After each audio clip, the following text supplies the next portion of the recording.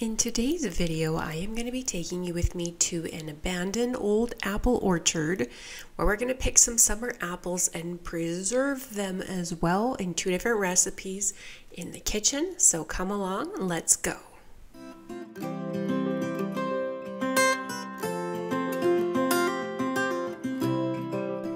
This old orchard is where we go every year. It's down by the river, and whoever had it and set it up, there's a very old trailer on the property, but whoever established this orchard loved fruit trees. They knew what they were doing. It's overloaded with plums and pears and several different varieties of apples. Some of them ripen early in the summer, which is the ones we're here for in this video. And then we'll go back again later in the fall for some that will ripen later on. There's cherry trees in here, walnuts. It's just a beautiful spot. So every year we come in, the lady who lives next door, she kind of looks after the property and she gives us a heads up when things look like they are ready. So today we're here for some apples that are good for cooking.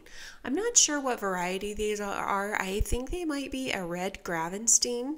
They fall from the tree when they get ripe, so you usually pick them a tiny bit green and then let them sit and ripen for about a week, and they will sweeten up a lot more, but they also will go soft in that time. We usually come in and pick several boxes full. We have a fruit picking ladder. Sometimes we climb the tree. In this particular picking episode, we actually got caught in a rainstorm, so my man had to run for shelter with baby girl, and I stayed and picked until we had several full boxes, because when you are preserving apples, you take a lot. We're going to be making some applesauce and apple butter in this video using this fruit. Now, before we left, we also checked out the pear tree in the back. I'm not sure which variety of pear this is. The tree seems to produce every other year, so it's a biennial. But when it is loaded, folks, it is loaded. So we also harvested some of these for fresh eating, and then they also are great in sauce, or you can can them. And of course, the tree has not been looked after at all, so the pears are quite small, but they're often very nice fruits.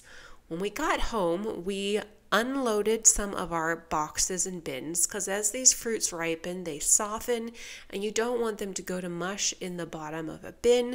So we put the apples and pears out in smaller containers to let them ripen, and so they're very easy to access when we need them. The pears especially ripen very quickly, and so I wanted those out where we could keep an eye on them and pick through them. At this point, we're just storing the fruit in the cold room, even though it's not that cold, and it's a great spot to leave it.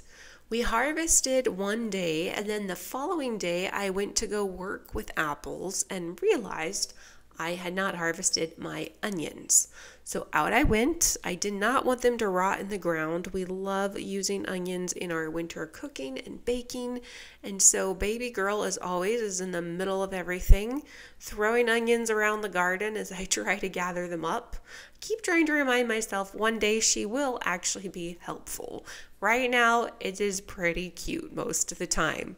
But these onions are winter storage variety, and if you don't get them out of the ground at the right time, they can start to rot in the earth, and you don't want that. After you go to all the work to grow beautiful storage onions, the last thing you want is to lose them because you were slow on the harvest. So I delayed my apple preserving efforts this morning, and instead I went and tended to the rest of my onions.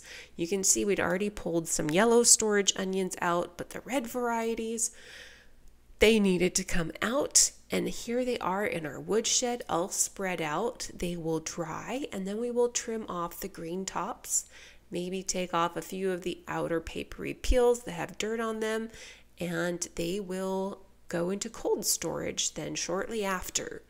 Back in the kitchen, I am getting ready to make applesauce. Baby girl cannot be up at the kitchen counter, especially when I'm dealing with hot stuff, so I gave her a little basket of apples down on the floor, and I am going to tackle the big basket on the kitchen counter.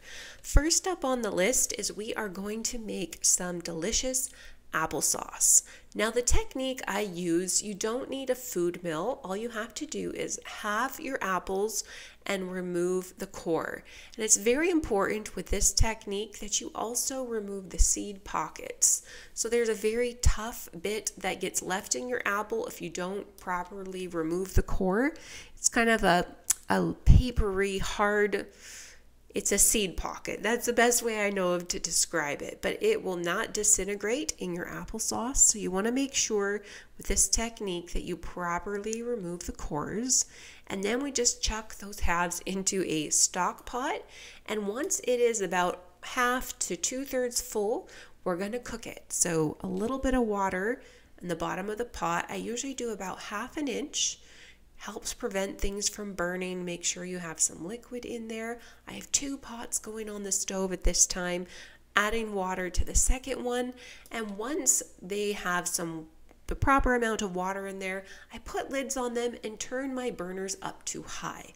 As soon as I hear the water starting to simmer in there, I will quickly reduce the heat to a medium low, and then stir the apples every about 5 to 7 minutes.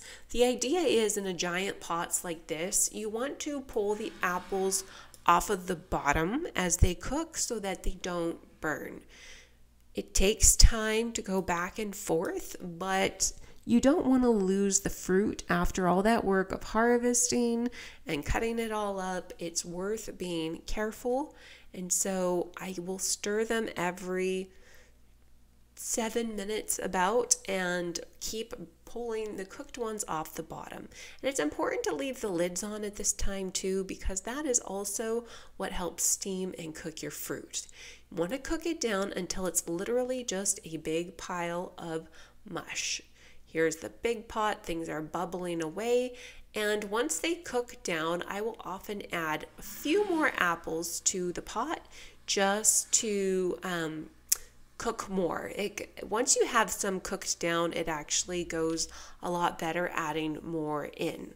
I actually let this cool overnight. I leave them at the back of my stovetop, and I cooked apples all day, and the next morning I tackled making the actual applesauce. So I don't use a food mill. I simply put the cooked apple mush in my kitchen blender and I will puree it. Now for this technique, you do need to use an apple with a thin skin. So we're going to pulse it in the blender, and if you have thin-skinned apples, that peel will actually just disintegrate in the blender. You will be left with a very, very smooth and creamy applesauce. I will pulse it. You sometimes have to work your blender a little bit, and then I dump it out into a large bowl. You can see how smooth and creamy that is. And I like to withhold about a cup of pureed sauce from here on out. It's a little easier on your blender to have something in there that's already liquefied and worked up. And I just work my way through the entire batch of cooked apples. Takes a fair bit of time. You're going to blend and blend and blend. It's important to have a strong kitchen blender. I use a Bosch, and I will put a link to it down below if you want to go check it out. But you need something that's quite powerful for this because the sauce is pretty thick. You can see there it's sucking it down through. Here's some more sauce. And some of you might notice it maybe looks a little runny for your taste. You can always cook this down later after you have pureed everything if you want it a little bit thicker. It's very easy, very simple to do. You just have to make sure you stir it a lot when you do that so that it doesn't stick and burn to the bottom of your stock pot. We're ready to start canning. Here I am rinsing out my giant pot that I cook the apples in. One of the best investments I have made, well, I didn't really make it, but one of my favorite tools is this new stainless steel water bath canner. It's great for cooking things in. It has a thick walled bottom. An older lady from our church, actually, she and her husband have been having health problems, and so she gave me this giant stainless steel water bath canner. I'd been looking at buying one, and she just wanted to give it to me because she knew I would use it. And I'm so grateful to have it. We are ready to scoop our sauce into a pot and bring it up to a simmer. Very important when you're water bath canning that you preheat your sauce to make sure it properly heats throughout in the canner to kill off any potential issues you might have with botulism spores. So make sure you stir it often when you're doing this. You do not want it to burn after going to all that work. Be sure to use a pot with a really thick bottom.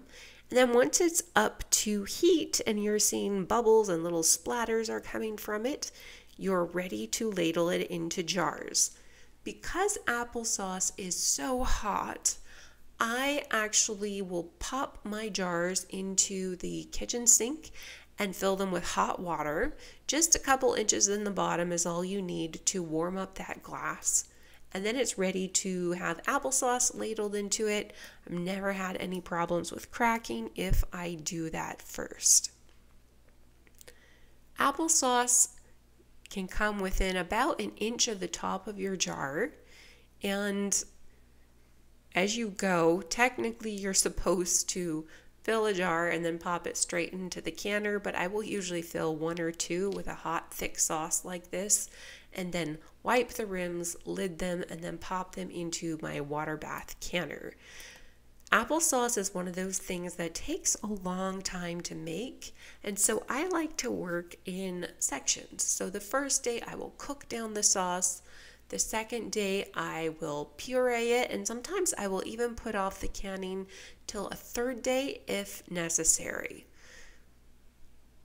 You want to fill your water bath canner with your jars, and then you can drop the wire rack in, submerge them, and then process them according to your altitude. If you want a recipe on how to make your own applesauce, I have a tutorial over on the blog. I will link it down below for you so you can get the specifics, printable directions, and processing times based on your altitude.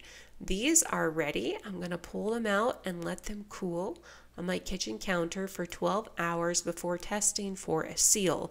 And here I am actually using my Canadian-made glass canning lids with reusable rubber seals. So they're a little bit different than using a tin canning lid, but I really love them because the tops are completely reusable, and I love that fact that I'm not buying hundreds of canning jars and wasting hundreds of canning jars or canning lids anyway after the year is up. Applesauce ready to go. I did 2 batches. Is beautiful. Want to learn how to preserve your applesauce or even other foods? Well, I've got you covered. Whether you decide to freeze the sauce or preserve it in a water bath canner, you need to check out my bundles. Now is the time and is the season for preserving the harvest. My guide to freezing the garden harvest is a wonderful resource if you're interested in learning how to freeze more food. Hint, hint, it's usually faster than canning. And then also be sure to check out my water bath canning course for beginners. That is the course you need if you want to learn how to safely water bath can applesauce, a variety of other fruits, pickled vegetables, tomato products, all that stuff. I will put the links to both of these products in the description below. Be sure to go check it out if you want to up your game with some preserving this year. The following day, I made apple butter. So I kept some of my applesauce back and I pour it into this giant stock pot. Again, more surface area means it will cook down faster. Applesauce is in the pot. I'm going to add honey for some additional sweetener, and then we simply cook this down. I like to cook mine down in the oven. I will heat it on the stovetop just to bring everything up to temperature. Then I will pour it into, this is my turkey roaster, my much loved and much used turkey roaster. You can use a Dutch oven. Whatever you do, make sure it's something you can cook down in the oven without a lid. The benefit of doing it in the oven is that you don't have to stir it all the time. You can just pop it in, let it sit. I stir it once or twice in the hour and a half that it roasts in there. but it's a really low maintenance way to make apple butter, which is essentially just applesauce cooked down with some additional spices and maybe some sweetener. As it down and the liquid evaporates off, you're going to see more bubbles, and you will see a line around the rim of your container, the edge of your container, that shows you where your applesauce line was. You want to cook it down to about half of what it originally was. When you think it's ready, put some on a plate, pop it in the fridge or freezer to cool it. You can test for the thickness and consistency. Some people love a very thick apple butter. I am not particular on that, so I'm ready to ladle this into little jars. It's important to remember that apple butter isn't like applesauce where you're going to be serving it as a side dish. This is a spread for homemade biscuits or for homemade bread. So little jars, especially if you don't have a big family, little jars are a good idea. We'll pour all the apple butter in, and then I have a tiny little water bath canner going on the stove, one I really like to use for tiny jars, whether I'm making small batches of jam or jellies or apple butter, especially if I'm planning to give something away. It is nice to have it as a gift. It's nice to have it in smaller jars. Putting the lids on these little jars of apple butter, and then they are going straight into my little half-size water bath canner. These need to be processed according to your altitude height, and I will have a tutorial for you over on the blog. You can go check it out if you want printable directions and recipes for making your own homemade apple butter. This is a very, very easy way to go about preserving it, and it's ready to go with the pop of a lid. After we have processed the apple butter, we lift our jars up, and then we're going to remove them to cool on the kitchen counter. And these are canned with the metal or the tin canning lids, so I'll let them cool for about 12 hours. These ones might only need about 6 hours actually because they're so tiny, but then I will test them for a seal, and when they are ready, we will remove the bands and store them away on the kitchen shelf, or else probably more like in my cold room on the shelf.